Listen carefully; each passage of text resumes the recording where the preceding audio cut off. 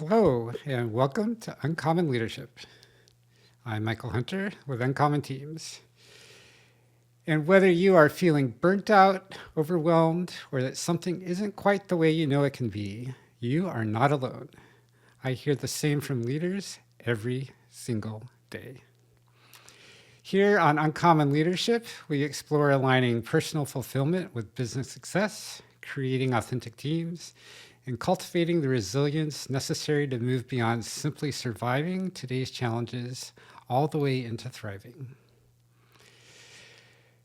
I'm Michael Hunter, as I said, and today we'll uncover fresh insights into what it means to lead with resilience. And joining me today is Maurice F. Martin. Maurice is a motivational speaker, transformational coach, and host of the Hope Rising podcast. He empowers leaders to discover their spark, harmonize their lives, and lead with unwavering authenticity. Maurice is also the author of Your Butt is Too Big, or Butt Has One T, not two, a powerful guide that helps the reader heal from their past and walk fully into their God-given purpose. Welcome, Maurice. Hey, thank you so much. I'm excited. We were introduced by a mutual friend months ago, and when I heard about the mission and the purpose of this podcast, I was just amazed about how aligned it actually is. And so I'm just looking forward to this conversation. Absolutely. I've been looking forward to this ever since we got first introduced. I'm glad we're making it happen Absolutely. today. Me too. When did you first recognize that integrating your whole self, bringing that into everything that you do, might be a valuable approach?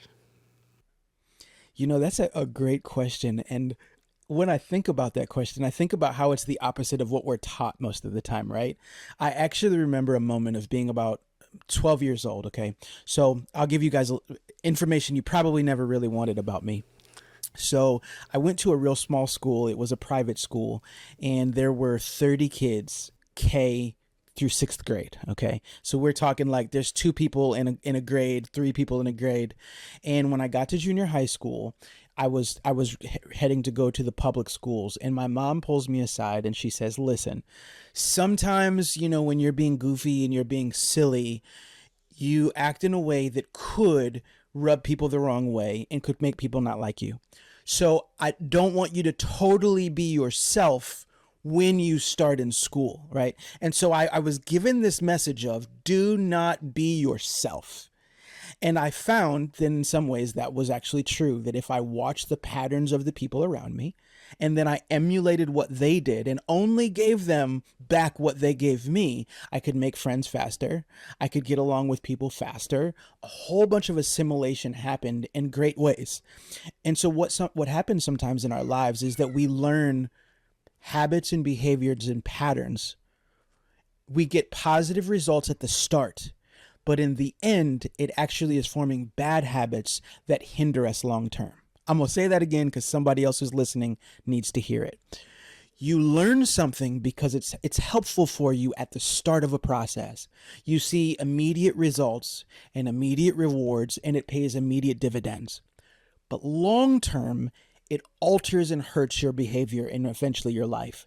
And so in my 30s, I was to the point where I was as burned out as a person can be. I was a singer in my 20s, and I was just really blessed. I was able to work with some Grammy-winning producers and tour the country, played in front of 5,000 people, 10,000 people, just really got a chance to enjoy a lot of things in the music industry. But behind closed doors, I didn't really know who I was. I had no peace. I found myself drinking more and more. Then I was drinking and high more and more. And then there was a different woman in my bed every night. And so many different things were happening that were just uncharacteristic to the guy I knew I was supposed to be. And so there was a moment in my early 30s. I wish I could say I figured it out earlier than that, but my 30s when I said, somehow I have to figure out who I really am and then bring him to the table. What helped you come to that realization? Honestly, I kind of went a little crazy. My depression was to the point where I was waking up every day. I didn't really want to wake up. I was almost bummed that I woke up in the morning. I would go to my job. At that point, I was selling insurance, and so insurance is a very there's not a lot of emotion involved instead of what except for what you're trying to elicit from the client, right, from the customer. And so I'm selling insurance. I'm making the most money I've ever made in my life, but my life feels empty. It feels like I'm a robot, and I'm just my car is driving itself to work, and then I'm robotically going through the script of my day trying to get these people on board to make money. And it was just very soulless for me. There was no spark, there was no passion. I was just void of joy. And so that was really when I knew, because honestly, I didn't want to live anymore. I was honestly suicidal. And suicidal for me, I know it looks different for everybody, but for me, it was waking up in the morning and thinking, boy, if I hadn't woke up today, life might be better for the rest of the world. If I was going to end it, how might I do it? So I was in a very, very low place in my life. And when I decided, and it's a decision, I decided that I wanted to come to the other side of it.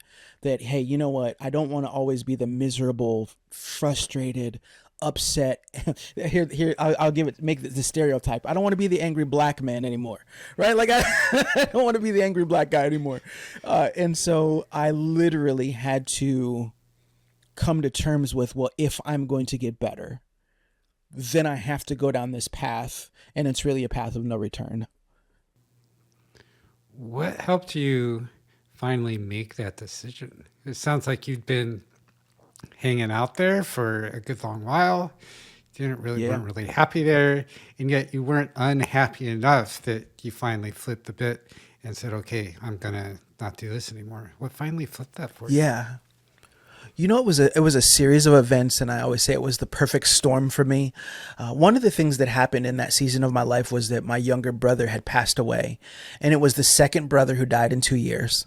And so there's a little bit of processing in my own emotions of, well, I have a chance to live, and my brothers can't.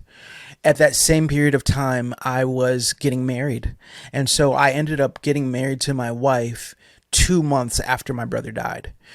So I would say that in the midst of all of those things, it was kind of like I was really at a place where I was either going to go all the way in the direction of let's not do this anymore, or all the way in the direction of I got to find a way to thrive now. And I took the fact that I was getting married seriously. I also didn't want my brother's death to be in vain. And I felt like if I can really walk in the fullness of my purpose, my God given purpose, I can make what my brother meant to me mean something in the world. He was a very inspirational person. He was a very solid person. And in that part of my life, I was anything but solid. And so I think that I wanted to embody some of the characteristics I saw in him and kind of let his legacy live much longer than he did on the earth. And so I think it was a lot of those types of factors for me.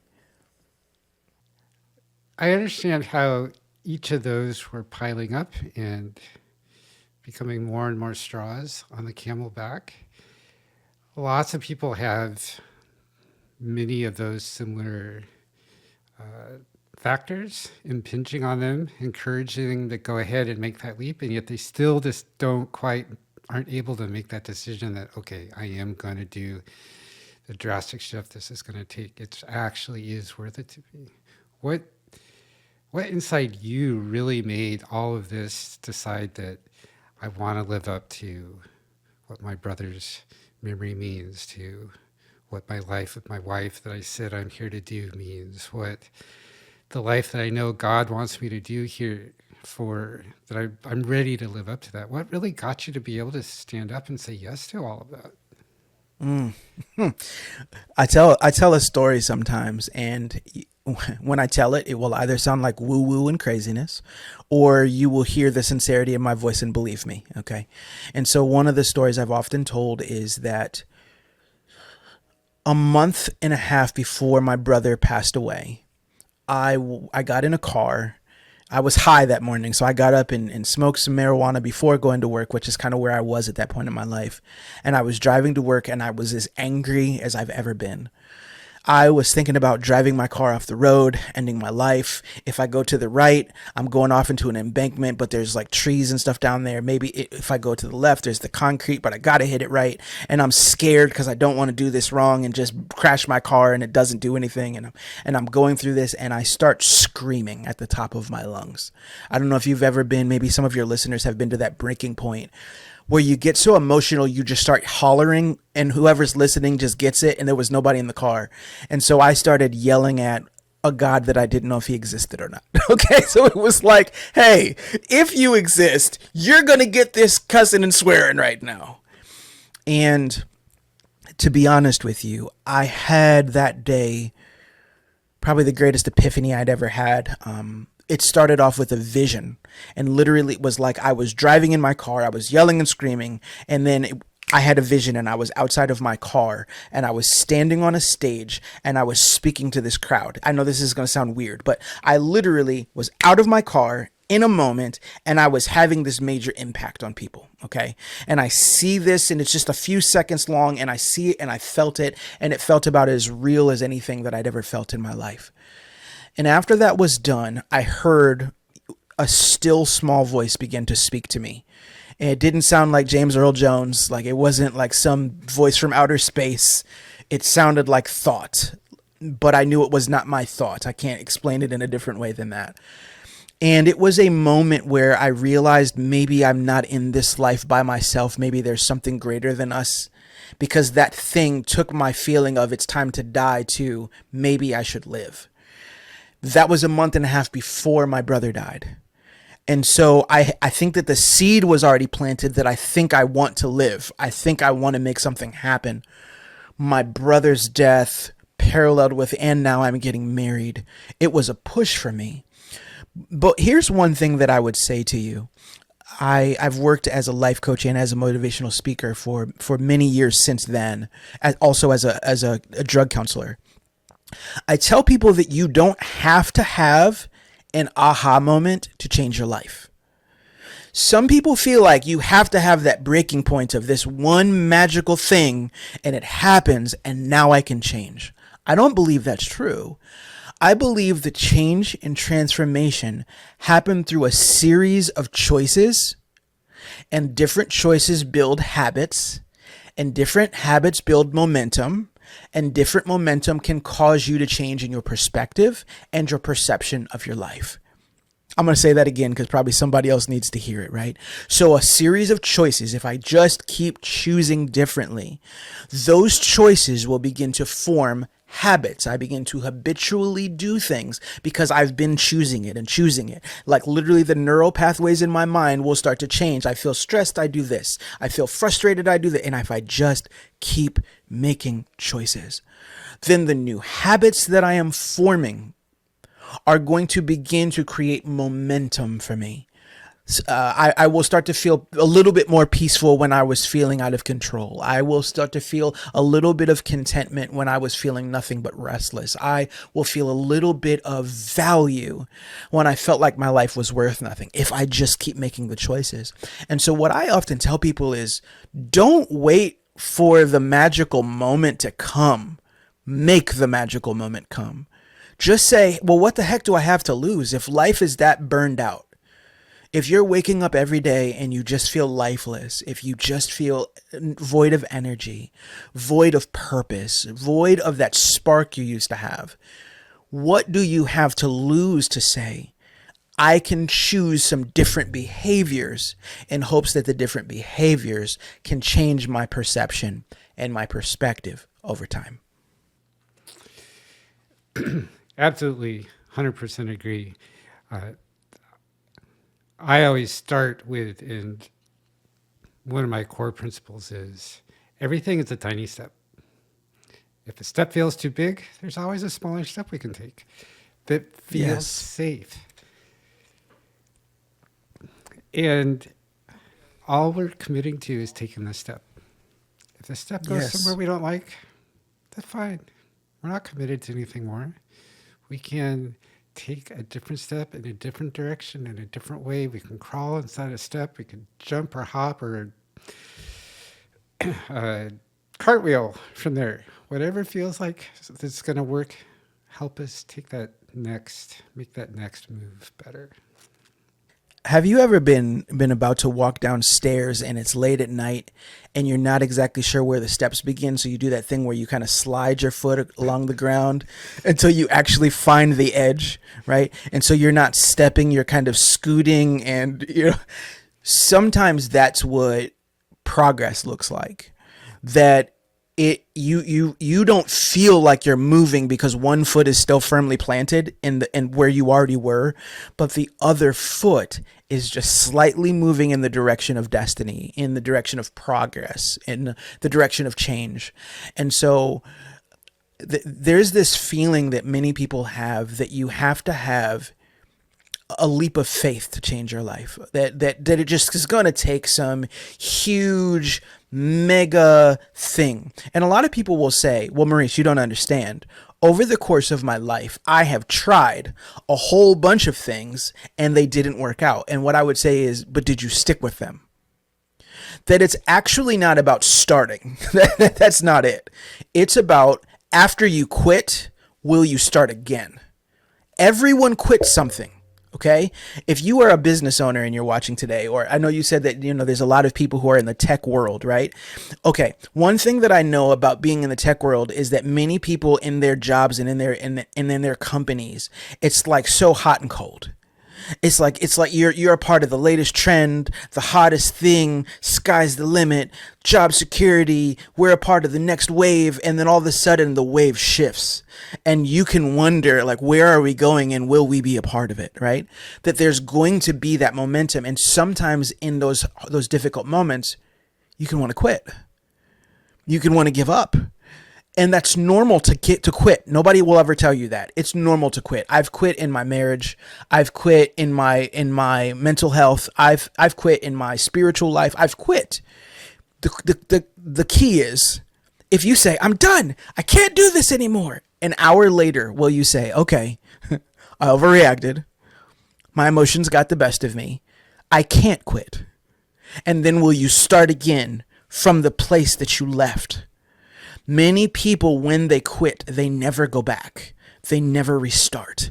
And I think that's actually more important than the critical steps of starting. It's, will you start again after you quit? Whatever the thing is you're doing, building the business, building the dream, raising the family, whatever it is we're talking about, what do you do after you quit? Yes. This is one reason I talk about everything in terms of steps. Because when you're just taking one step and then eventually taking another step, it's not that you quit. It's that you paused. You might have taken some time to reflect. You might not have known that's what you were doing. You might have been scared. You might not have known that was going on. You might have felt like you were quitting. You might even have explicitly said, I quit. But you were still there and you still took another step. There are probably all sorts of other things going on, influences from other people, not having all the resources you needed internally to take the next step. And universally, every person I talked to, and they said, oh, I quit on this thing or on everything. When we dig into it, it's not that they quit. It's that they had voices from outside telling them that quitting was the right thing to do, or that the thing they wanted to do or stepping towards was wrong. It's that they didn't have the resources they need internally and externally to sustain their movement. There's all these other factors going on. I don't think that we as humans and physical bodies actually can physically quit. I don't think we know how to do that. I don't think our spirit lets us quit. Since there's all this other stuff that there's so much weight pressing against us that we don't always have the wherewithal to overcome all that. Yes. And I just love what you just said. Because, okay, so think about the ramifications of that, right? When I say I quit, I don't really quit. I just ruminate on the feeling of quitting. So now what happens is guilt and shame and regret and all these things begin to pile on me because I'm almost haunted by the thing that I know I didn't really quit. I paused. And I'm realizing that if I could find the courage to hit the pause button and get back to it, that maybe whatever I was meant to accomplish, I could, but now it feels like I've waited too long. Oh, maybe I'm rusty. Maybe it's too late. Maybe I can't get it right. What's the point? And so you're never actually quitting. You're just sitting in the pause, allowing and ruminating in the pause and marinating in the pause. And one thing I've often said, you talked about those voices. If you don't take action in those moments, then the external voices of doubt become the internal voices of doubt.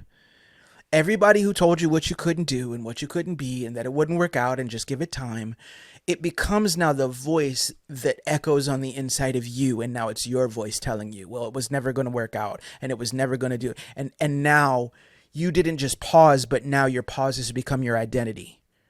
Now you're just a quitter. Now you're the person who didn't make it. Now you begin to identify with the feelings you're ruminating in, right? And it makes sense. We just had Thanksgiving. A lot of people, they do the turkey on Thanksgiving, or they do, and so as some people do steaks on Thanksgiving, whatever it is you do, the best meat is made when you marinate it for a while. You take it and you put some spices on it and you let those spices you let it just sit in those spices long enough that now the flavor of what it's sitting in begins to evade into the meat. So when I take a bite, every bite has what it was sitting in. Well, what happens when I sit in my doubts? When I sit in all of my worries and my insecurities? When I just sit in my fears? If I do that for long enough, now when people get to sample me, that's the flavor they get of me. It's me with a side of doubt or fear or worry or whatever it is. And so the key is I've got to know I can't sit in this. I can't stay here. I'm going to get here sometimes, but I can't stay here. I got to do whatever I got to do to get out of it. Sometimes you got to pay for a professional. Sometimes you got to go for a walk and get some fresh air. Sometimes you need to go on a vacation and take a break and just think about life. There's a lot of things you can do, but you can't stay sitting in those bad emotions. And we don't have to clear all that up before we can do what we want to do. To Sure don't. continue your meat metaphor, all of these things are bones that when someone takes samples us, as you said, they get a piece of bone too, because this stuff has come in and it's what we believe is helping hold us up. Perhaps it's not a big deal that they get a bone. They'll pick it out. They might say, "Oh, that hurt," because it poked them in the cheek or whatever, and then they toss it out and they continue on. I don't know anyone who has ever stopped eating a meal and thrown away the food because they got a bone. It's Right, exactly. part of what happens. Everyone knows when I eat food that might have bones or other foreign substances in it. It's going to happen every so often. It's not a judgment on the cook. It's not a judgment on me. It's not a judgment on anyone else who is involved in the production of that food. It's just something that happens. And the same is true when I'm having a conversation with my boss or an important prospective client or someone that works for me, and something triggers words I don't expect to say come out, or even just I have a tone slightly different than I wanted to have, and that causes the other person to trigger.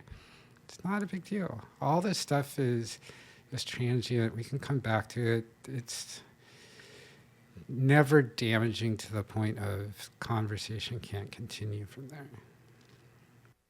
I think that the difference for many of us is that when we're doing technical work, we understand that technical work has a process and I must see the process through.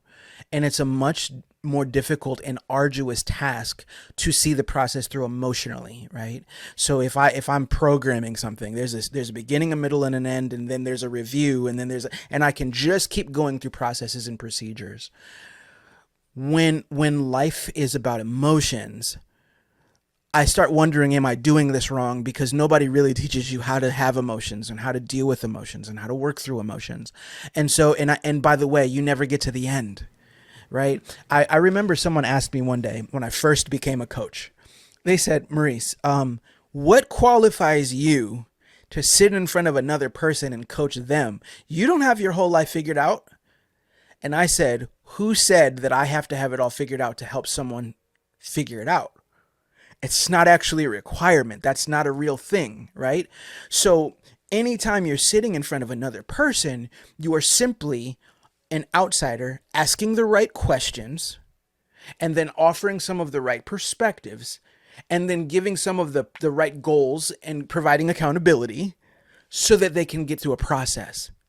And so I have helped people who had situations I didn't understand. Things that I was unqualified in my own bank account or unqualified. They've got 75 employees and I have a one-man business. they're a CEO and they're making millions and like someday can I please make my first one, right? And yet what I've learned is that it's not about the fact that I've reached a destination that I can help people.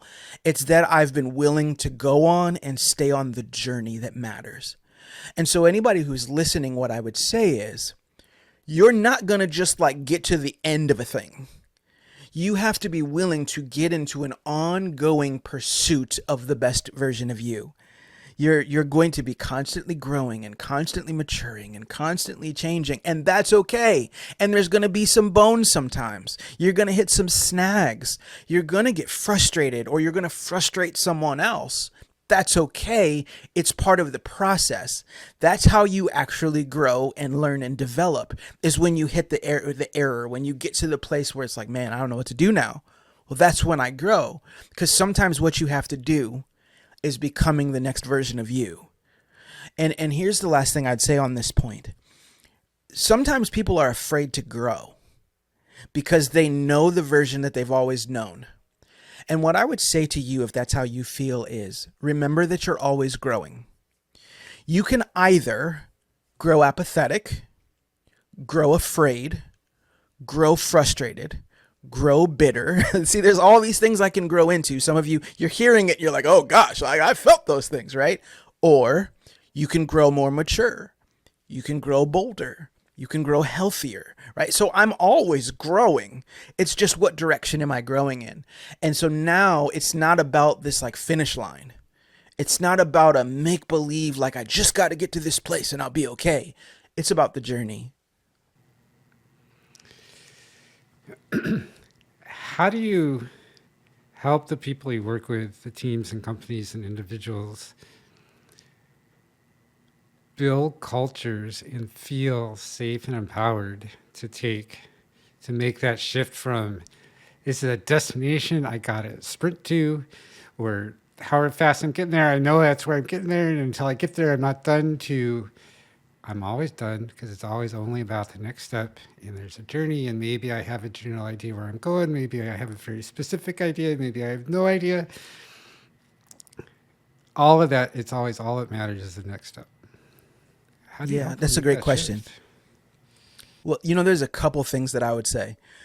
The first one is, if you're building a culture, you probably should pay attention to the culture you're sitting in. So everybody's thinking about the next goal, but we forget about looking around at what is, like the place you're at right now. Every company has values. Every company has a vision and a mission. And so the question is, forget about the goal that you set for 2024. Forget about the milestones you're aiming for in 2025. Look around. Do you embody what you say you stand for? Because you did not write down on your mission statement, we want to make X amount of dollars this year. Your mission statement is, we want to help these people accomplish these things in such and such a way. Are you it? I think that the beginning of helping a company always requires a really honest evaluation. We got to get real with each other. We can't sit and lie to each other. Oh, everybody's great here, man. We're all happy. We've got a happy culture. And you look around and everybody's tired and burned out. No, you have a burned out culture and everybody's hanging on for dear life.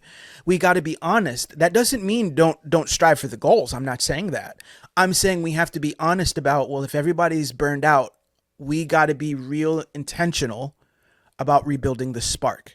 And let's be clear. I don't think that there's a magical 1, 2, 3 on how you regain a spark. That's specific to your organization. The members that you have, the beliefs that you have, the things that you stand for, and then you got to put together a very strategic plan for that organization. And here's the second thing that I would say, and this is the most important maybe.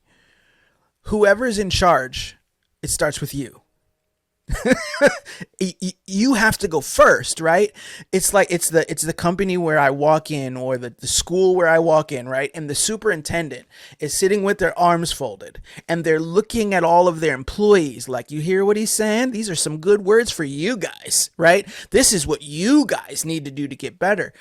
If that is the mindset of your leadership, then you're only going to go as far as they go, right? Because ultimately, leaders model success. Whatever the leader is embodying is what you're ultimately aiming for. If you're trying to climb the corporate ladder, if you're trying to be respected in the business, whatever the leader models is what success is to that organization. And so I have to be willing as a leader to say, it starts with me. Am I doing the best things that I can to manage myself before I manage the people I'm responsible for? And so I think that there is the evaluation, but there is also the self-evaluation, person to person, especially with leaders. Are you embodying what you want them to embody? And I think that we sometimes make the critical error of assuming it's everybody else that needs to get better. No, it's me. I'm married. I'm married. I have 2 children. When my wife is tripping, when my wife is stressed out, when I'm like, I just wish she would get it together. What I'm really saying is, I probably need to evaluate myself and get it together to help her get it together, right? That's the honest assessment. And I think that that's sometimes what organizations are lacking. Absolutely. I discovered a long time ago that when I'm angry with someone else, I'm probably actually angry with myself. Yes, 100%. They're probably embodying something that was frustrating you on the inside already about you. Yes. And what you said about the leader needing to change before they can change the rest of the team not only is true, and while it might seem a predicament, it's actually a freeing, because it means Yes. even if you don't believe you can change anything else about the situation, you can always change yourself. And even if nothing else changes, it's all going to get at least a little bit better, because your change to become more who you want to be is going to osmosify out into everyone else and make them a little more who they want to be. And that's going to osmosify out into everyone that they interact with and work with and Yes. talk to and buy from and sell to, and on and on and on. So that just by changing yourself, the tiniest little bit, you're making the whole world a little more the way you want it to be. And okay, so somebody was listening. They've made it this far, and they heard me say what I said. And so they thought I was saying, you have to completely change and transform before your team does it. And I hope they heard what you said, which is, no. You have to be willing to take a tiny step. And other people will watch your leadership of a tiny step, and it will encourage some of them to take their step right then too. Some people, they're going to watch you take 3 tiny steps before they take 1. And so you don't have to get it all figured out before them. You just have to be willing to go on the journey. That's what we're talking about. I keep going back to that word. I know journey is cliche. I get it, but it's real life. The other thing I would say is be willing to tap into that part of you that believes that about whatever you do.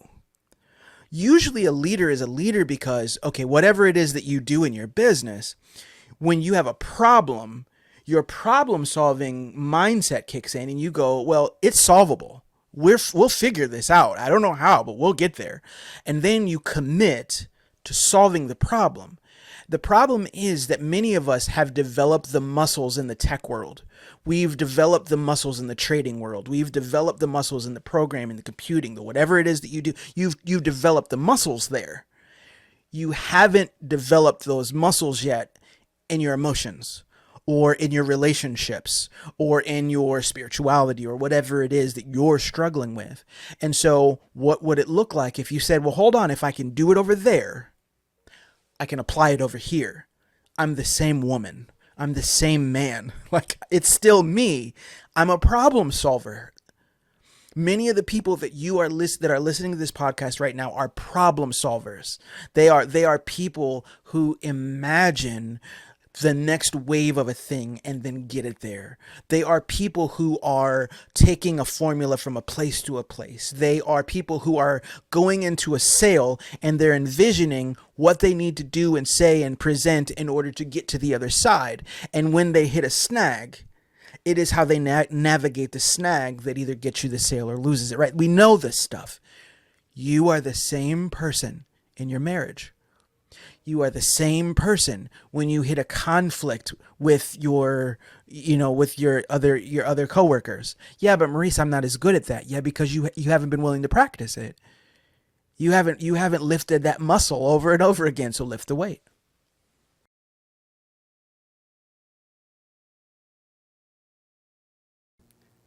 All the people you work with, all the people that you speak to, what is it that you do differently from everyone else that helps them find their way through all the change, uncertainty, and overwhelm that seems to be what life is these days? Great question. I try not to lean into a technique to be the difference. Okay? So if I'm selling authenticity, if I'm telling a person that what you need to get to is the healthiest, truest, realist version of you, when I sit down in front of people, the number one most important thing for me, the thing that differentiates me, is showing up as me. I have a whole bunch of strengths. I have a whole bunch of gifts that I bring to the table, and I have tools and techniques like everybody else. Everybody has tools and techniques. The difference is that when I allow myself to say, look, I'm going to say this thing, even though it might not be popular. I'm going to lean into this thing because I feel and believe in it, and I'm going to be rooted in it, even if it's something that somebody else might not do. Like, I allow myself to be authentic when I help people.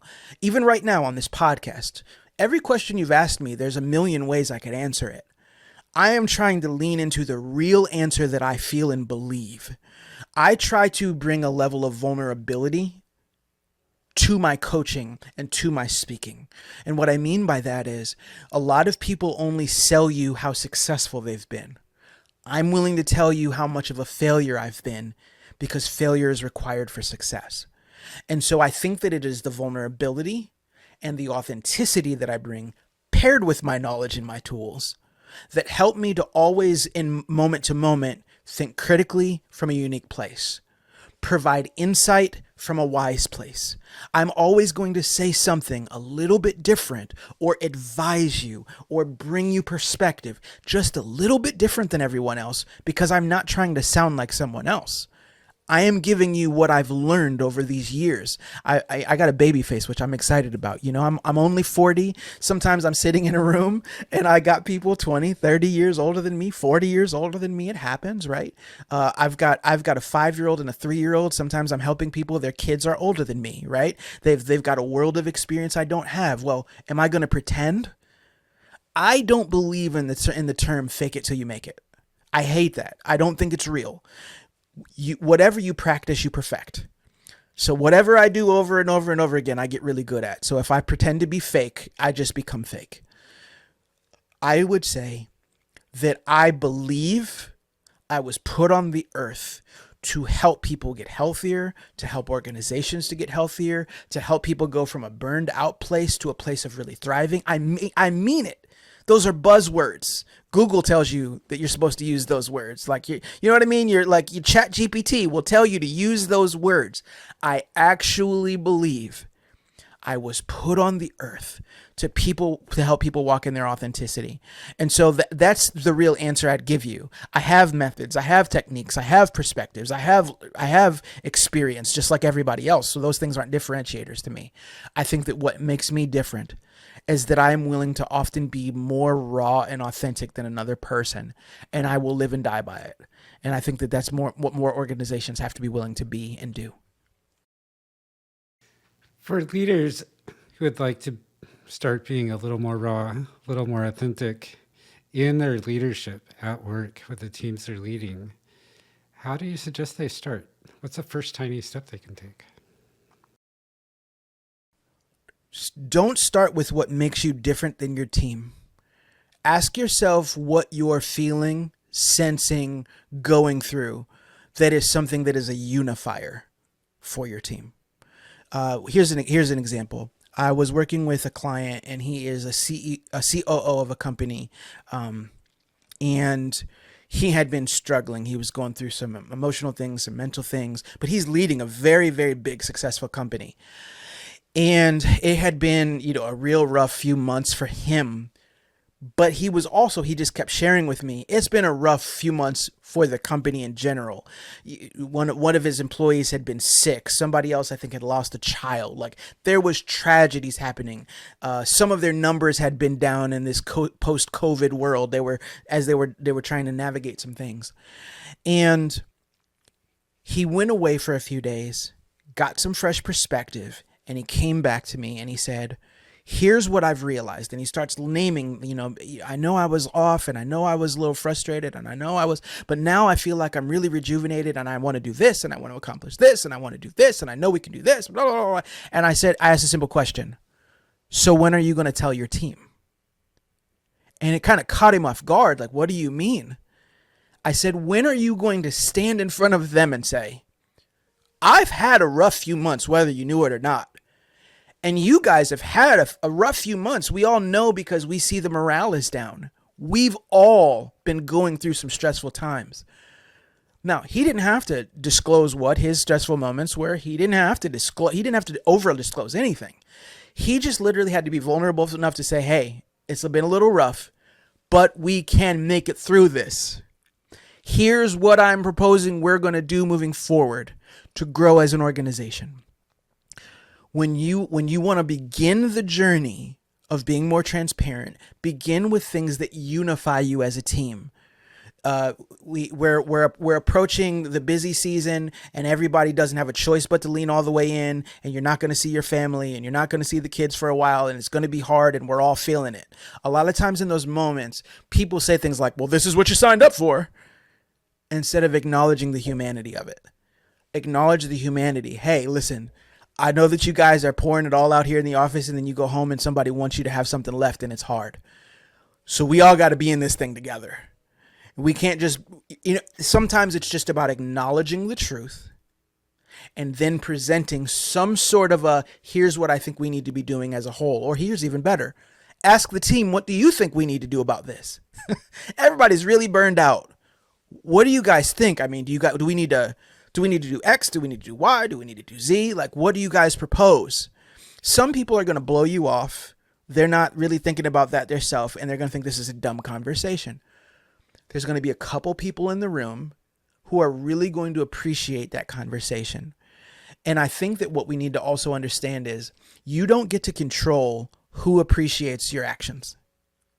So once you decide to bring something to the team, for all you know, the person with the most resistance today could be the person who most needed what you said, but they're going to walk into your office crying a year from now. Remember when you were talking about how burned out we were? I'm lost, man. I don't know what to do. Sometimes you don't get to control when they react, how they react, when or where they react, but you must be willing to bring the authenticity. So that's what I would say. And I hope everybody hears this. I'm not saying walk into the office crying every day. I'm not saying go to your office and complain all the time. I'm not saying we need to hold hands, sing kumbaya, and talk about feelings all the time. I'm just saying that you have to have the pulse of your team to know everybody's burned out. Everybody's frustrated. Everybody's angry at each other right now. Everybody's in doubt that we don't know where this business is going, or we don't know if we're going to close our door. Like, you know what your thing is, and you must be willing to face it and confront it and move forward.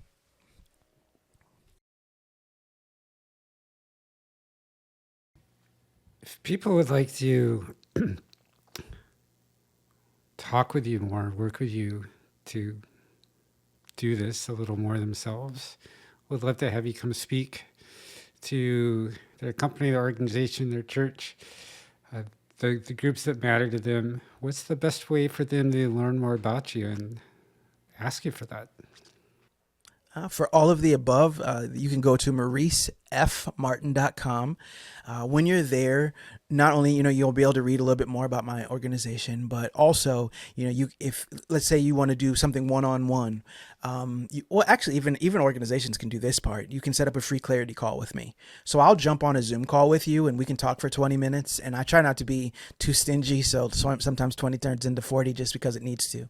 And so I try to sit down and really help the people to evaluate, am I the right choice, and can I help? I just told you what the differentiator is: authenticity. So you'll have a pretty good idea pretty fast on if you think I can help. And then when you're at mauricefmartin.com, there's a booking form there. So if somebody wanted me to bring in, to their school, to their corporate office, to their church, all you have to do is fill out that form there, and then I'll get back to you and we get the ball rolling. And if that's a little too intimidating, talking with a real life person about real life emotions, you have a free webinar they can watch on demand, right? Absolutely. Absolutely. So, you know what? One of the best things that you can do, you can either watch my free webinar, which you can get from my website, or just go to my YouTube channel. I have content there, and I actually promised myself today I'm kind of starting a new series of videos. So when I get off this interview with you, I'm going to be doing some work.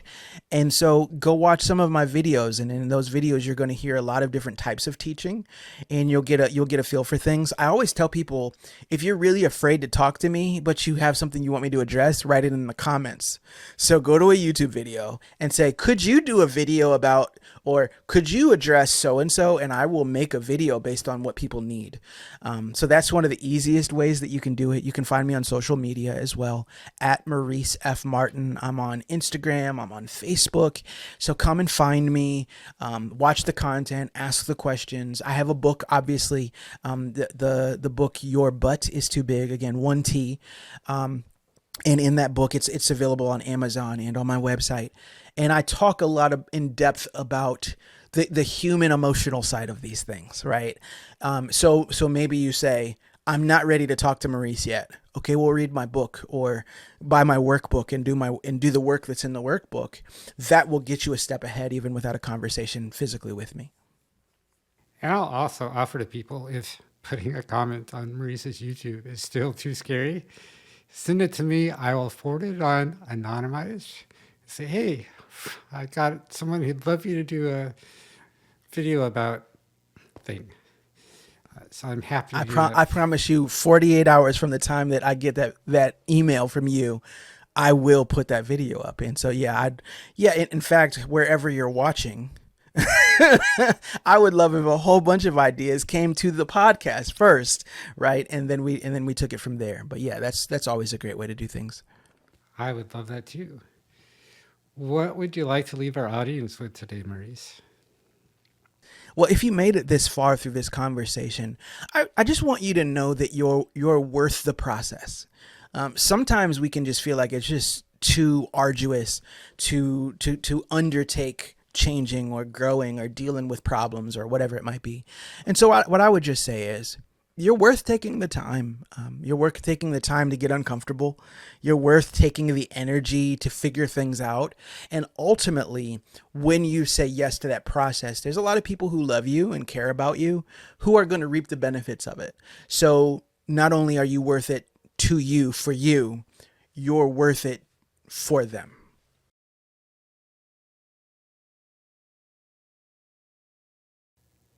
Thank you, Maurice, for joining us today. Audience, thank you for joining us.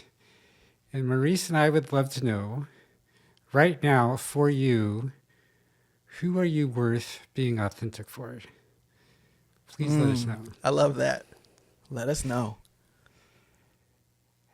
And then after you let us know, have a great rest of your day.